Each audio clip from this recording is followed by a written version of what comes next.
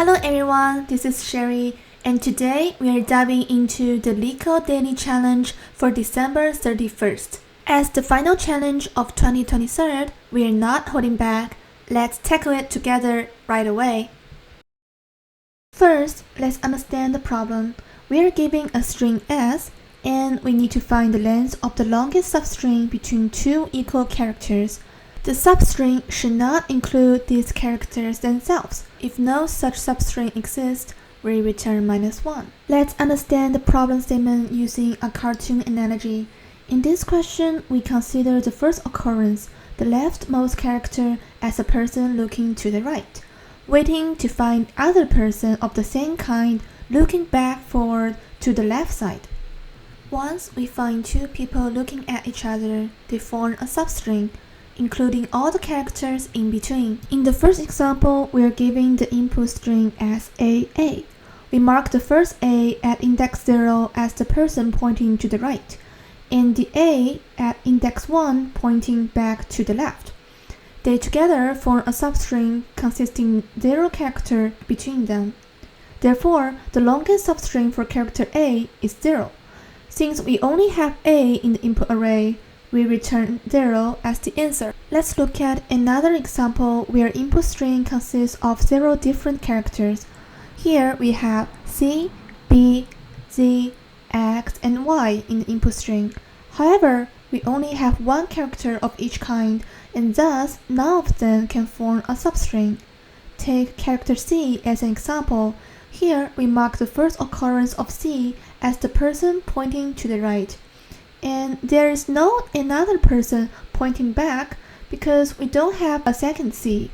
Therefore, the longest substring length for each character in C, B, Z, X, and Y is -1. Therefore, we take the maximum length out of them, which is -1.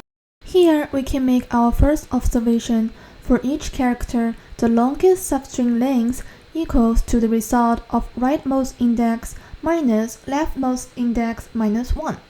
Then we take the max value as the longest substring length to return. Let's analyze one last test case before we talk about solutions. In this test case, we have again multiple different characters in the input string, and let's start by looking at character A.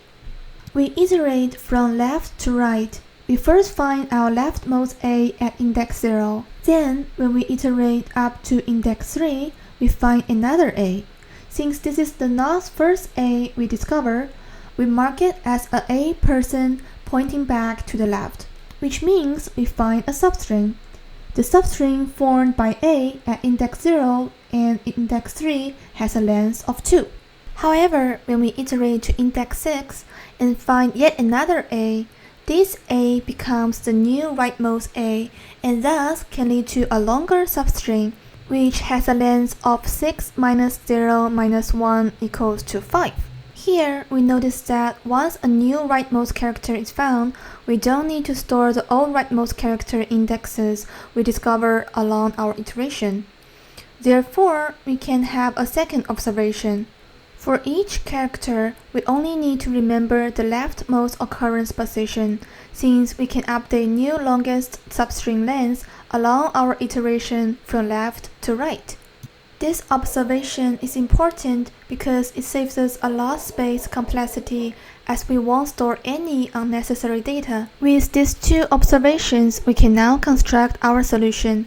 First, we do the initializations. We initialize a Hashmap to store our first occurrence of each character. We then initialize the answer variable called maxLength to -1, so that we can handle the edge cases where no two characters are the same.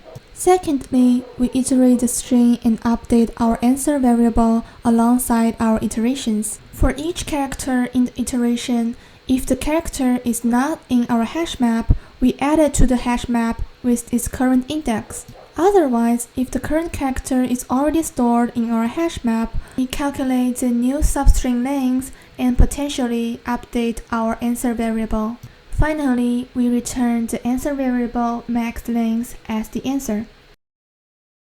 The time complexity of our solution will be linear because we iterate over each character of S only once, and at each iteration, we perform constant work. The space complexity will be constant because as the input only consists of lowercase English letters, we only need to store one first occurrence index for at most 26 characters.